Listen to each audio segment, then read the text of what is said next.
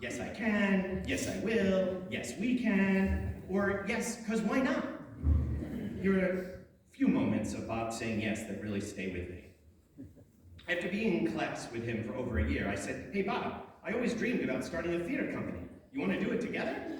To my surprise, Bob said, "Yes." He said, "I don't know what I'm doing, but I'm back in the chorus line, so come up to the Schubert Theater. I'll tell the house manager to let you in after the show starts, and after the opening number, between my cues, we can map out starting the theater." I need to repeat that, right? It's unreal. He says, "After the opening number? Did you see that opening number?"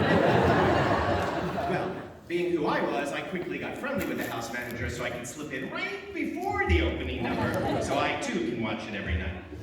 We would talk and talk at the back steps of the Schubert Theater, and I, of course, would have anxiety that he was going to miss one of his cue lines after one of the other members were singing their songs. And he would say, "Oh, it's okay if I miss it."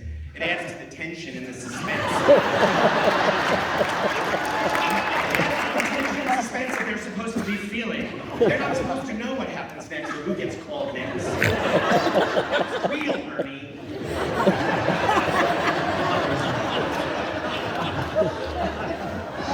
I was sure. I mean, there were many times I was going to recite the line for him. Thus began the tradition of standing in the back of the theater of summits with me and Bob. We were a good pair.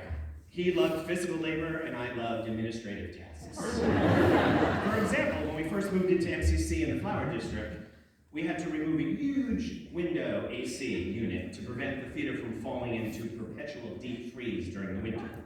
Everyone said it's too big, it's too heavy to move out, except you know. Bob said, "Yes, that's easy, I can get it out."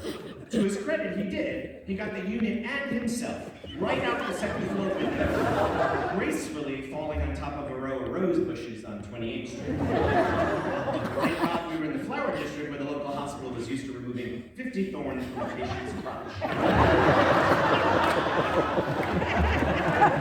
There are so many like Peter. For an extra fundraising, we can have a night.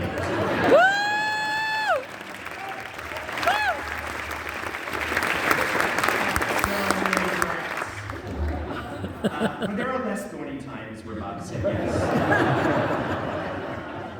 Like when he said, "Bert, I gotta tell you something.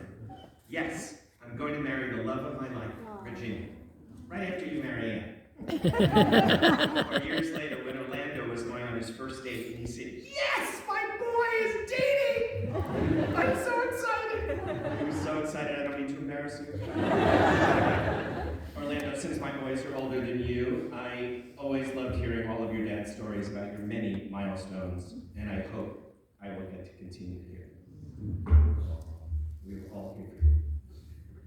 I hope you're as proud as your dad as he was of you. You know, when we considered where to have this ceremony, our first thought was obviously MCC. We had a new building, but soon we realized we didn't have enough space to fit the innumerable friends and family who would want to celebrate his life. And I am so touched to see all of you. The fact that we needed an auditorium is a testament to how impactful he was. Julliard felt like a poetic place and a poetic choice, as it was is where his artistic career began. And we thank everyone at Julliard for having us here today. You know, spending 40 years with someone creates a lot of shared stories, even in our last month. And I will forever cherish those stories, those memories that we shared. They are Bobby's way of remaining part of our lives, even today. Every day I'm reminded of him through a phase, a memory, or even a gesture. There are things that keep him close in mind and spirit, as I know he is still right by my side. I can see him standing in the back of the theater after one of the MCC shows, waiting to talk about the show or about what he has to get back to in Athens. I am so grateful for having met him and better for having known him. I know I'm a better man for having had such a wonderful friend. I'll end with something I'm just learning now through this time.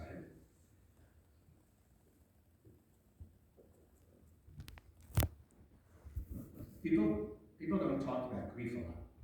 In fact, it's so rarely talked about, and yet it's a need we will all have to deal with in our lives. And if we're lucky, in a strange way, it only means we have lived to experience the loss of someone that we really loved, or have been loved enough that it deeply back to.